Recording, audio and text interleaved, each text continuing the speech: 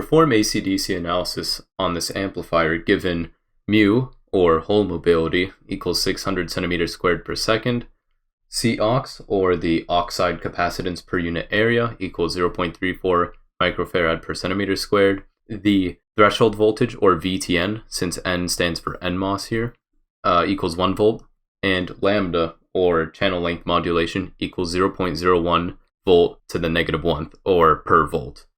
So we first need to see what type of amplifier this even is. So we obviously know that this is an NMOS transistor, since the arrow goes down here. So this indicates that this is the gate, this is the drain, which goes on top, and source, which goes on the bottom, where the arrow is. If there was an arrow on top, that would have been the source, but that would turn it into a PMOS transistor. So we know for a fact this is an NMOS amplifier. To classify this, we can tell that there's a resistor from the source to ground. This leads to one type of amplifier that we know of, common. Source with degeneration. We know it's degeneration since there's a resistor on the source intercepting it between the NMOS transistor and ground. Lastly, we're not given the width over the length of this transistor. We have been given the drain current though, which was 1 milliamp. So using this information, we have all that we need. First, let's start with DC analysis just like before. We open our capacitors.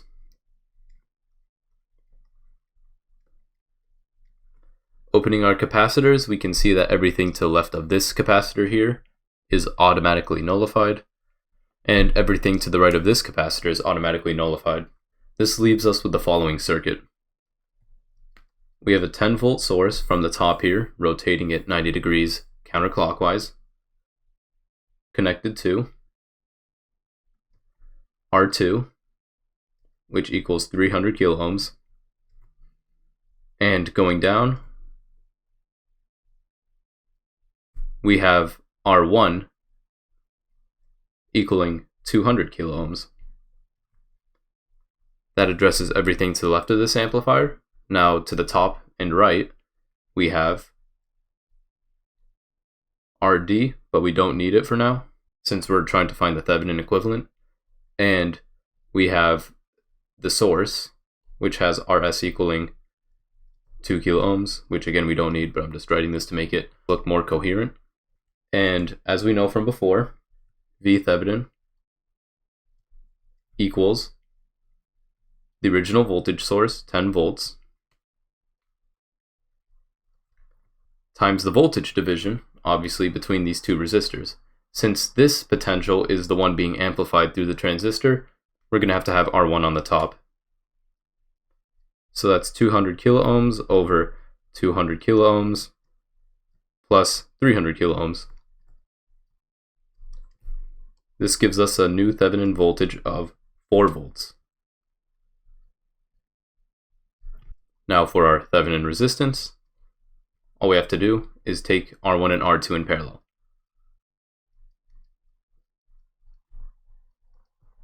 Which is 300 kilo ohms in parallel with 200 kilo ohms. And our Thevenin equals 120K. So now let's write our adjusted circuit. We have our Thevenin voltage of 4 volts connected to our sole Thevenin resistor of 120 kilo ohms. And that goes directly into the MOSFET. And now I'll write the rest of the circuit. We again have our source resistor of 2 kilo ohms. And above, we have our drain resistor of 4 kilo ohms.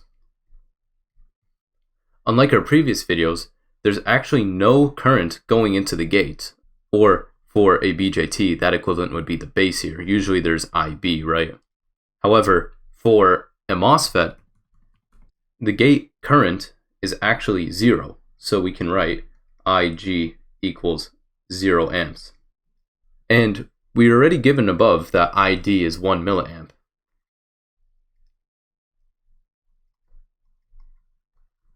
that means that the current through the source is also 1 milliamp because we assume that ID equals roughly IS.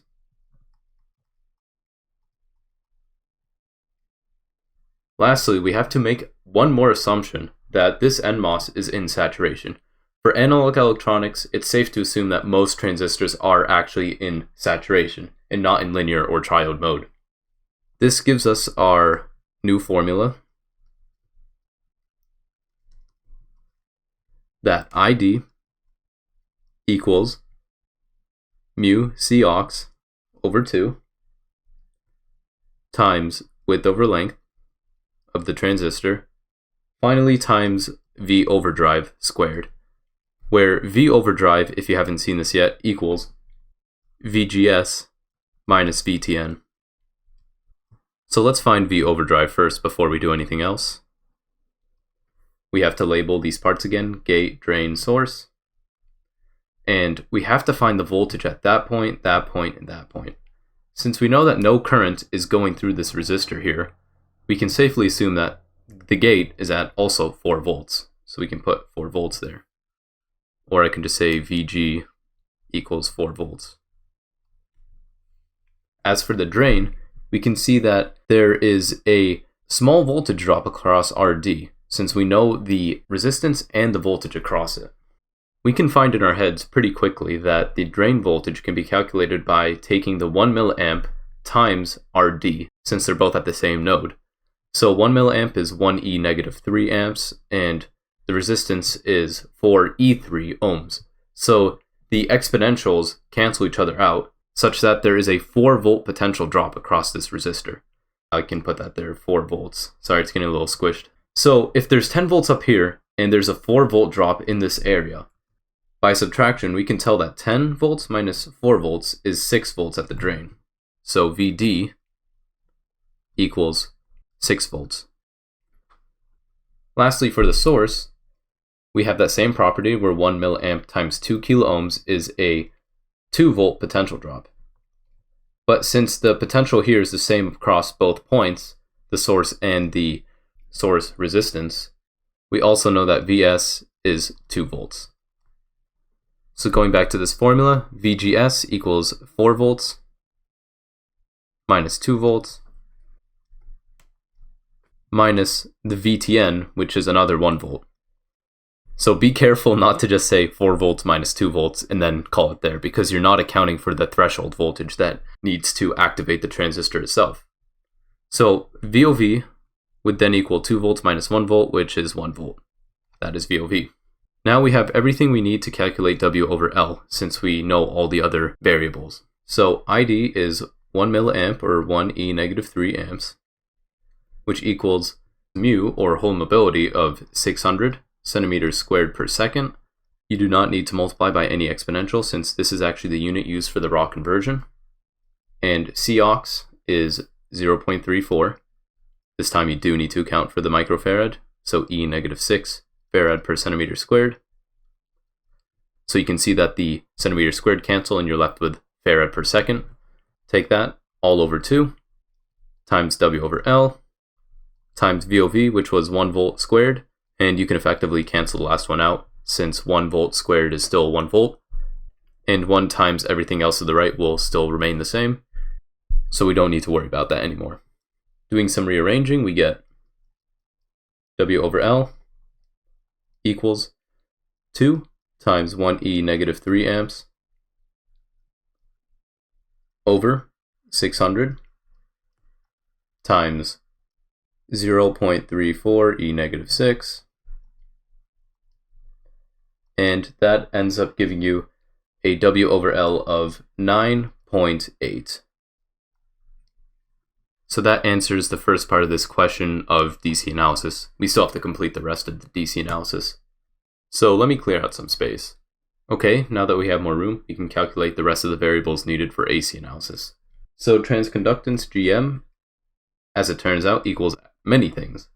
For starters, you could use Kn times V overdrive, or you could use square root of 2 Kn times ID, or better yet, you could use 2 times ID over V overdrive. All three of these, from what I've gathered, are equivalent. Now, Kn is the product of mu, C aux, and W over L. It's specifically called Kn since N stands for NMOS, since this is an NMOS transistor. So I'm not really in the mood to calculate that, so we're going to use the latter of the three formulas. So Gm equals 2 times 1e negative 3, again we're given this, amps, over 1 volt. It's that easy. That ends up giving you 2e negative 3 Siemen, or 2 millisiemen. Ro equals 1 over lambda ID, where initially it was actually VA over ID. However, VA also equals 1 over lambda, so I'm just replacing it there to make this evaluation easier.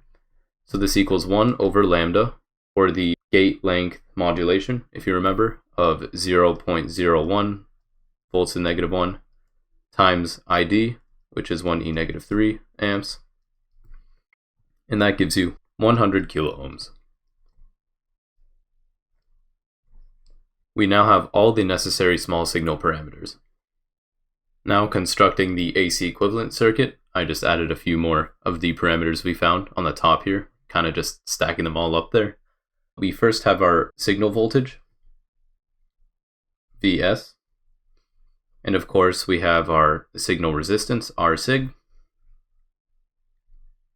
equals 10K. And down here we have our usual R Thevenin equals 120K.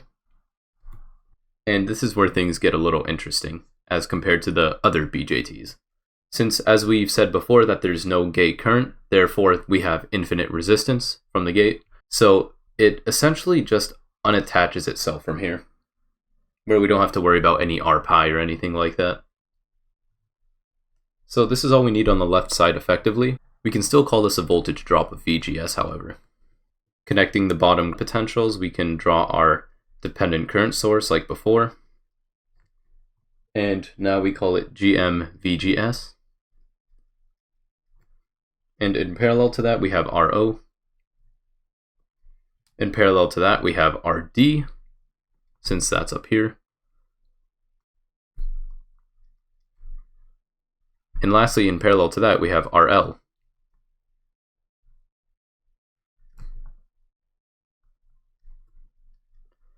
And don't be too quick to ground this, because we still have to worry about our source resistance, which from the small signal model, we can tell that this is the gate, drain is up here, and source down here. So RS equals 2 kilo ohms. Let's fill the rest of this. RO is 100K, RD is 4K, and RL is 10K. We now have everything we need to find Rin and Rout of the circuit. So for common source with degeneration, we know that Rin is RTH in parallel with whatever's to the right of it, and as it turns out, that's infinity. Putting these in parallel, you get RTH again, which would be 120 kilo ohms. Don't worry about R sig or RL, since those are extraneous to these calculations. We will consider them afterwards. So that was simple enough. R out now equals RD, this resistor here, in parallel with whatever's to the left. We can see that it's not going to be as easy as a non-degenerative circuit, so it's going to have to look a little weird, where it is RO plus GM, RS, RO. We have to compensate for this resistor down here, and all three of these variables correlate with each other as shown in this expression. And that's about it. So RD was 4 kilo ohms in parallel with RO, 100 kilo ohms, plus GM, which was 2e negative 3 Siemen, times 2 kilo ohms times 100 kilo ohms. Putting this in the calculator will give you just shy of 4 kilo ohms. Lastly, AV0, or the initial amplification of the circuit neglecting Rsig and RL, will equal negative GM Rout over 1 plus GMRS. So that equals negative 2e negative 3 Siemens times Rout, which was 4e3 ohms, over 1 plus, again, 2e negative 3 Siemens. Now times Rs, don't confuse it with Rsig, it's the source of 2 kilo ohms. And this will give you an AV0 equal to negative 1.6 volts per volt. Now let's compensate for the outside resistances. A very simple way of going about this is by setting the final amplification AV equal to the ratios between the voltages out over voltages in, or rather the voltages across the resistances, times the initial amplification, and that will give you your final product. So in other words, AV equals Rin over Rin plus Rsig.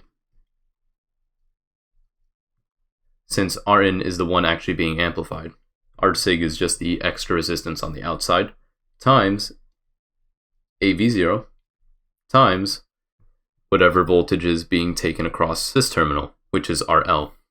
So RL will be on top, like in voltage division, RL over RL plus Rout. This should give you the answer we're looking for. So this equals 120K over 120K plus 10K.